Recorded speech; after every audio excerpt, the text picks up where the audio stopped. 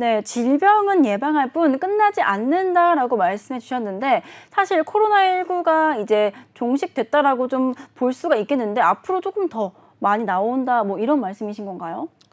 그쵸. 지금 최근에 주변에서 이렇게 확진이 됐다라는 코로나 바이러스에 확진이 됐다라는 분들이 좀 많아졌다라는 좀 얘기를 많이 들었거든요. 네. 그래서 한번 이렇게 관련된 이슈들을 정리해가지고 가져와 봤습니다. 일단 지금 코로나 일일 확진자 수가 네. 일주일 평균 4만 명대로 좀 늘었다고 합니다. 사실 지금 코로나19 때 뭐 많은 분들이 지금은 확진됐다라는 거를 사실 궁금해하지 않잖아요. 그런데 4만 명대면 정말 많이 나오고 있네요. 그래서 4만 명대까지 나온 거니까 많이 나왔다고 볼 수가 있겠죠. 네. 왜냐면은 1만 명대 미만까지 내려갔던 적이 있었잖아요. 맞아요. 엔데믹으로 선언이 되면서. 네. 엔데믹으로 선언한 지 벌써 100일이 좀 넘어가는데 어떻게 보면은 100일밖에 안 됐다고 생각할 수도 있어요.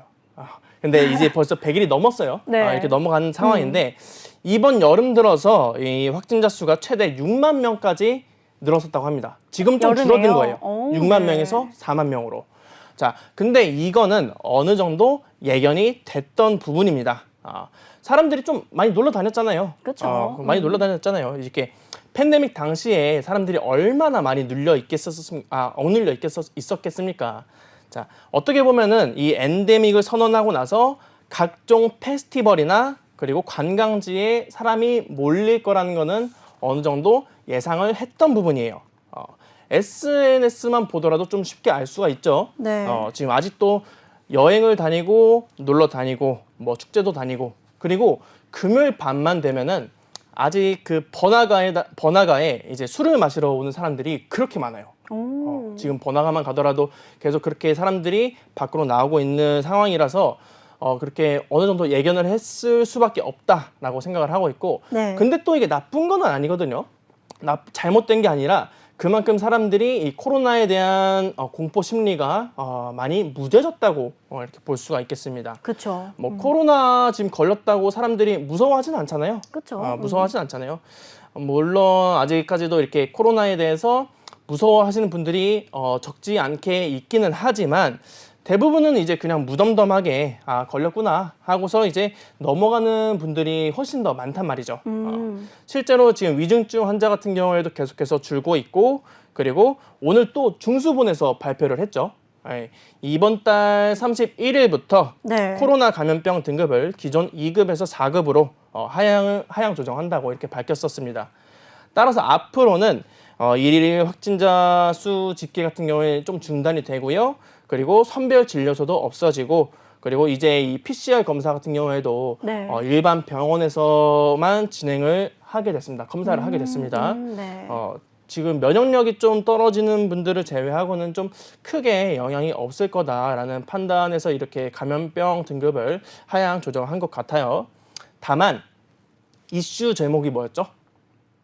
이슈 제목가 질병은 예방할 뿐 아직 끝나지 않았다라고 말씀해 주셨잖아요. 그죠. 네. 이슈 제목처럼 코로나도 완전히 종식이라기보다는 일반 독감이나 감기처럼 계속 이어갈 것으로 지금 보고 있습니다. 네. 그러니까 좀 미리미리 예방은 잘 해야겠죠. 그쵸? 주사 같은 것도 잘 맞고 백신도 잘 맞고.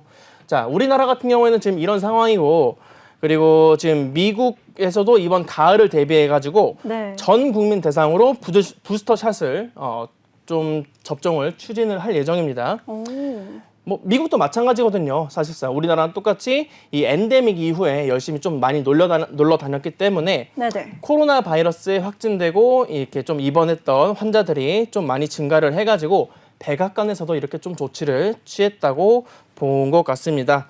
자, 그리고 지금 미국은 지금 변이 바이러스 좀 세종이 지금 계속 확산을 하고 있거든요. 네.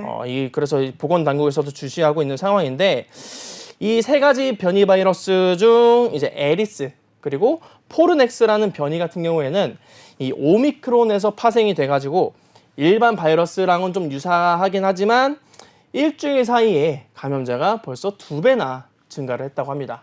이 변이 바이러스 같은 경우에는 전파력이 그만큼 좀 강하다고 볼 수가 있겠고 다른 변이들에 좀 비해서 전파력이 강하다 이렇게 볼 수가 있겠고 자, 그리고 나머지 하나는 지금 문제가 되는 게 이 피롤라라는 변이인데 이 오미크론의 하위 변이지만 이 스파이크 단백질의 돌연변이 수가 36개나 더 많다고 합니다. 자, 이게 무슨 소리인지 아세요? 잘 모르겠는데 안 그죠? 좋은 것 같긴 어렵죠. 해요.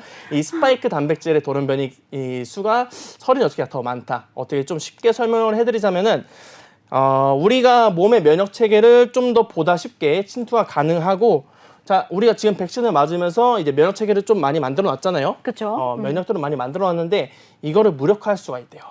아, 정말요? 네. 백신이 기면 소용이 없어지는 거네요. 소용이 없어질 수 있죠. 물론 지금 이 피롤라 변이 같은 경우에는 아직까지 좀 중증 환자가 나타나지도 않았고, 그리고 전파율도 아직까지 좀 정확하게 집계가 되지 않아서 이제 좀 감시 변이 단계에서 지켜보고 있는 상황인데, 크게 걱정하지 않아도 될 정도라고는 하지만 그래도 아무래도 걱정이 될 수밖에 없다. 그렇죠. 그래서 미국에서도 지금 이 진단 키트, 백신 이런 관련주들이 계속해서 연일 급등하고 있는 흐름을 보여주고 있습니다.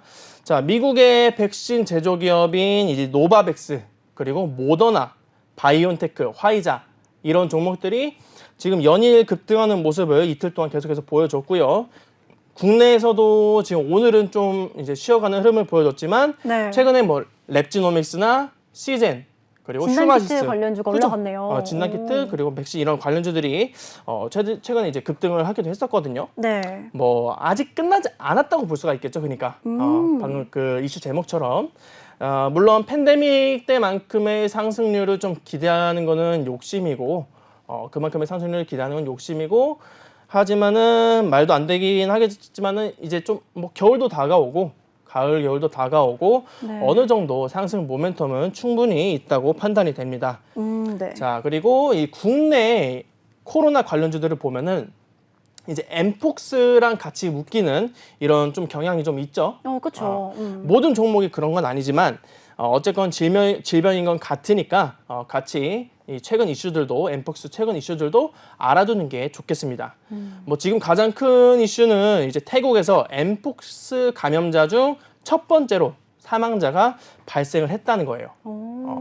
태국에서는 지난해 7월부터 이번 달 8일까지 총 189명의 이제 엠폭스 감염자가 나왔는데, 처음으로 이제 좀 사망자가 발생을 한 거고, 전 세계적으로. 그리고 이 사람이 4주 동안 입원 치료를 하고 퇴원을 했대요. 네. 퇴원을 했는데 이제 발진이 다시 퍼지고, 그리고 호흡 곤란 증세가 좀 이렇게 보이다가 결국엔 좀 사망을 했다고 합니다. 뭐 안타까운 일이지만 이 엠폭스에 대한 관심도 앞으로 계속 높아질 거라고 이렇게 보고 있고, 자, 여기에다가 중국에서도 지금 엠폭스 확진자가 지금 급증을 하고 있다고 합니다. 중국이야 뭐 당연히 사람이 많은 나라니까 그렇죠. 이 아무래도. 수가 당연히 많지 않겠냐라고 좀 생각을 했었는데, 지난달 중국 본토에서 이제 엠폭스 신규 감염 사례가 전월에 비해서 3.6배, 그러니까 전달에 비해서 3.6배나 증가를 했다고 합니다. 확산 지역 범위 같은 경우에도 지금 상당히 넓어졌다고 하고요. 뭐 중증 환자, 태국처럼 중증 환자나 사망자가 이렇게 나타난 건 아니지만은 그래도 계속 불안할 수밖에 없는 이런 분위기가 조성이 되겠죠. 그리고 좀 이렇게 되면은 사실 무섭거든요. 사실 왜냐면 외국에서 이렇게 늘어났다라고 하면은 국내에서도 더 늘어나는 거 아니야?라고 생각하실 것 같은데, 국내에서도 많이 늘어나고 있나요? 그래서 지금 이렇게 옆 나라에서도 걱정을 하니까 네. 우리나라도 불안 심리는 같이 커질 수밖에 없어요. 그렇죠. 근데 자, 우리나라 같은 경우에는 이 엠폭스가 다른 국가들에 비해서 비교적 안전한 편입니다. 정말요? 네, 다행히도.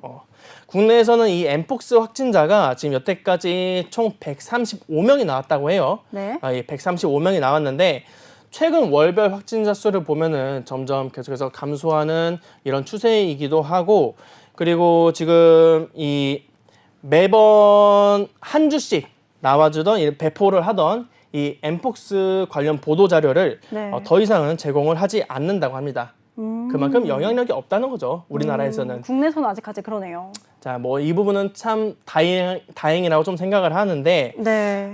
엠폭스 관련 이슈들도 그래도 아직까지는 완전히 좀 재료 소멸이다라고 보기는 어려우니까 이슈 제목처럼 질병은 끝이 없는 거니까 네. 코로나랑 엠폭스를 이렇게 같이 묶어서 관련된 종목들을 잘 찾아서 매매를 하면 좋을 거라는 판단까지 한번 드려보도록 하겠습니다. 네, 질병은 끝이 나지 않는다라고 하시면서요. 코로나19 관련주, 그러면 엠폭스 관련주를 좀 관심 있게 지켜보자라고 말씀해 주셨습니다. 이렇게 되면은 사실 관련주 궁금하거든요. 관심 있게 봤던 관련주 어떤 게 있을까요? 제가 방금 말씀드렸었어요. 네, 어떤 뭐가 거죠? 있었나요 혹시? 랩지노믹스. 맞아요. 랩지노믹스. 네. 그리고 오늘 시장에서도 좀 급등을 했다가 음봉을 달아주기도 했었죠. 이 랩지노믹스 같은 경우에는 오늘 급등을 했던 이유 같은 경우에는 이 네. 자회사가 이제 AI 알고리즘을 개발을 해서 이제 부각을 받았던 게 있는데 네네. 예전에 혹시 제가 이 랩지노믹스 관련주로 가져왔던 거 기억하시나요? 네. 제가 이때 한 6월 말쯤에 랩지노믹스를 가져왔었거든요. 네네. 예, 딱 상승 초입 부분에서 지금 거의 100%까지는 아니더라도 뭐 100% 가까운 이런 상승률을 좀 보여주긴 했었는데 그렇죠. 이것도 조금 아쉬워요. 목표가를 좀 더 높게 잡을 걸 하고 생각을 했거든요, 저는. 그래도 아직까지 매도하지 않고 갖고 계신 분들은 충분히 그만큼 수익 보셨을 거예요. 그죠? 이렇게 또 계속 가지고 있었다면은 수익을 볼 수 있었겠죠. 네. 그리고 좋은 기업인 걸 너무 잘 알고 있었어요, 저는. 오. 이 랩지노믹스라는 기업이.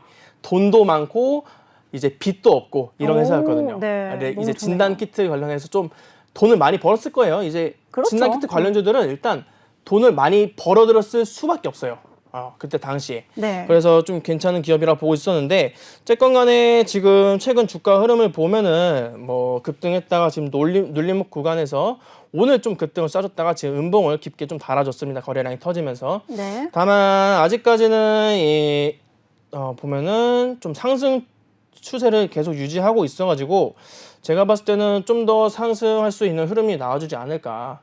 그리고 지금 코로나 관련해서도 이슈가 계속 나오고 있고 미국에서도 이슈가 계속 나오고 있어서 올라주지 않을까 이렇게 판단을 하고 있고요. 그리고 시즌도 가져와 봤습니다.